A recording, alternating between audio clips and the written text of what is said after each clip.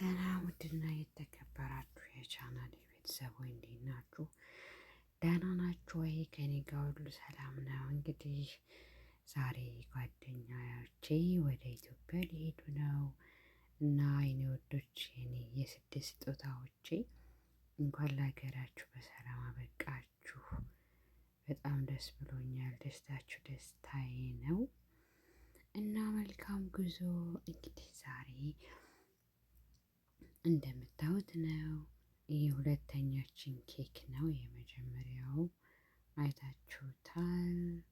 ሁለተኛውን ደግሞ ታውታላችሁ፣ አሁን ይመጣል። ሶስተኛውን አልቀረጽኩትም። ቆይ ግን አስገባዋለሁ በትንሽ አድርጌ ማለት ነው። እና እንግዲህ የሰው ፍቅር የሰው መደድ ይስጣችሁ በየሄዳችሁበት ይባላል እና ለእነሱም ተመኘውላቸው። በጣም ጨዋ ቅን ናቸው። ፈጣሪ የልባቸውን የውስጣቸውን አይቶ ስላሳካላቸው ከስንት ዓመት በኋላ በጣም ደስ ብሎኛል።